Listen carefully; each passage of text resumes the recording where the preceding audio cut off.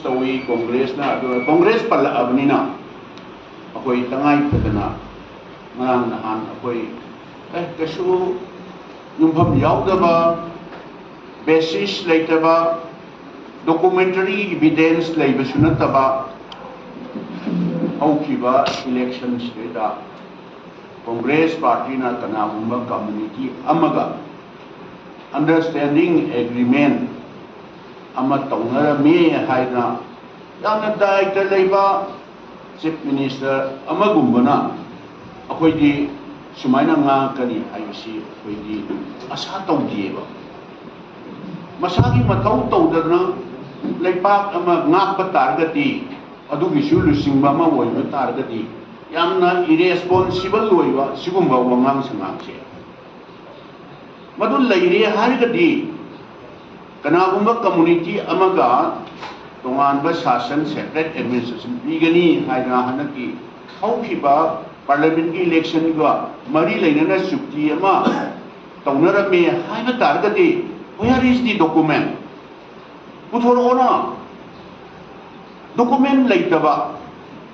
Basis लेतबा foundation लेतबा मसागी मथौ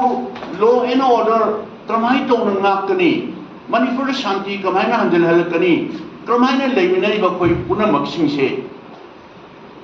नुंसिना चानना लेमिनगदगे हाइबगी वखंदी खंड्रना हकलेगा अमा मुंगांग हकलेगा अमा मुंगांग मसाना तौगदब मथौदी तौद्रगा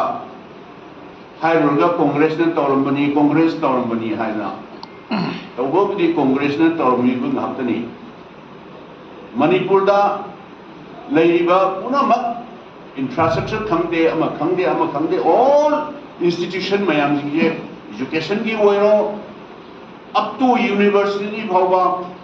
मेडिकल इंस्टीट्यूशन ओरो व्हाटएवर इंफ्रास्ट्रक्चर सिदा लेरिबा मया पुनमसे इंडियन नेशनल कांग्रेस ना भारत स्वराज हेक फंगबदगी कांग्रेस ना सेंगत साकतम बखातने अदुदी हाइद्रदनाबा मसागी शासन तौबदी नमद्रगा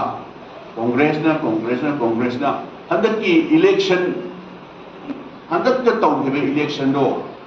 अखोई नहान सिदैदसु अखोई थमजग्रे मसिदी प्रजासिंगी माई पाकपनी हाइबसे कनामतनसु येनबा लेयरदोबा मणिपुर की प्रजासिंगी माई पाकपनी गणतंत्र की माई पाकपनी सिदैद दायित्व मदुगी दायित्व मोरल रेस्पॉन्सिबिलिटी दुदी लौद्रगना कांग्रेस ना हंदकी इलेक्शन दुदा यामना डार्टी पॉलिटिक्स तौरना यामना नेमबा थापता राजनीति तौरगा अराइबा वाराबसिबो मणिपुर कायगदब वासे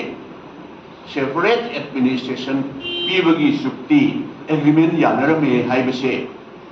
सिगुम्बा दायित्व लेबा लेपा अमगी चीफ मिनिस्टर अमना without any basis without any document यावदना हेक्ता ngang हाइबसे अखोइदी यामना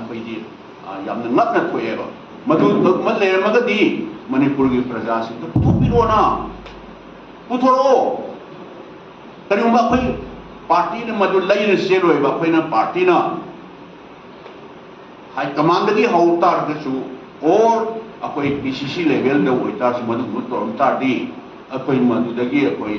लैर कयत मधुगी दायित्व रेस्पॉन्सिबिलिटी दुदगी अकोई करिम त नाथेर लैर का अकोई एस्केप तौना सेन बजी यारोय मणिपुर प्रजा सिंह मधु एक्सक्यूज तौरोयबा अदुगु मसिमसु खंबिगदबा अमना लैरिबा सरकार बीजेपी की सरकार सिनसु खंबिगदबा अमना कांग्रेस ना कैदोंदा इंडिया कायननबा मणिपुर कायननबा कांग्रेस कुंबा भारत सही साम हेलबा पृथ्वी दा ख्वाइदगी हेन लीरबा कांग्रेस पार्टी अमना लेबा कायननबा मणिपुर कायननबा तौरंगनी हाइबसिदी मंगदबो मंगबिरुगनो कोई पावर पाइबा याय पाइदबे याय अखोई इलेक्शन ngamba याय ngamdabe याय हेना मिनो बहाय तारे पॉलिटिक्स हाइबसिदी अमुक अप्स एंड डाउन हाइबसिदी अखोई मसाना दुम ताबनी प्रजा सिंह डिसाइड तौगदबनी हाइबसे अखोई यामना थाजरगा लेजबनी अदु मयामनदी हंजन हंजन पल्ले न हायरकनी मणिपुर की कंटेक्सटा मतम अमदा मिजोराम अखोई युमथंगनरिबा मिजोराम से मिजो नेशनल फ्रंट ना मखोई भारत लगी तो खायरनी सोवरेन इंडिपेंडेंट कंट्री में ओइरनी हायना भारत सरकार की मायोक्ता लालहौबा इंदिरा जीना प्राइम मिनिस्टर ओइबा मतमने लालहौबदुदा तौगनु भारत गायबदी सुया यारोय कांग्रेस पार्टी ना सोलोंग लेरिंखैदी भारत गायब सुया यारोय हायना हांग नमक्तदगी तौगनु हायबदगी सुम हेंदलक मिजो नेशनल फ्रंट की फ्लैग में दो मिजोराम इज लिबरेटेड है ना मिजोराम की ऑल इंस्टीट्यूशन मैम फिरान है तौरपदगी इंदिरा जी ने मसीदी हेंदलकदौरे है ना मधु अरैब खुलाई सिनद्र नमथन तौगिबदगी कोना यानबा अमा पुरकदगी इंदिरा जी दी लाइबक थिन लहिद्रे श्री राजीव जी ना प्राइम मिनिस्टर ओइरकांदा मिजोराम एकॉर्ड मधुगी एकॉर्ड दा नंबर ऑफ डिमांड्स मयाम अमा मिजोराम की यूनिवर्सिटी खंगदे मिजोराम की एयरपोर्ट खंगदे मयाम अमा यानबा मयाम पुनमक सिंगसे राजीव जी ने यस हो यस हायरगा तमदुगी कांग्रेस की श्री लाल थांग हौलाना चीफ मिनिस्टर ओइरमने कांग्रेस गवर्नमेंट लेरमने कांग्रेस गवर्नमेंट बुक सैक्रिफाइस तौरगा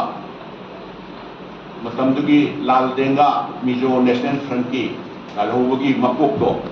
अदुदा चीफ मिनिस्टर बाबा सैक्रिफाइस तौरगा थिंदोगा चीफ मिनिस्टर जी पिथोगा डिमांड मयामदुगी मनुंगा अखोई मिजोराम से निंखा तंबा सोवरेन कंट्री में ओइगनी हायना कोई तालंबनी अदुबु मधु अखोई तोगे मधु अखोई थादोगे मधुदगी अखोई कुंदरअगे अदुगा at least greater Mizoram including Churachandpur district of Manipur. Churachandpur district sida di piro na haida. Atai dudi yes and no ini yarga. Shri Rajiv ji na last ki Greater Mizoram Manipur dagi Churachandpur pitupa si sorry no yage yaro itu. It is up to you. Haidna Congress party di kalau nungda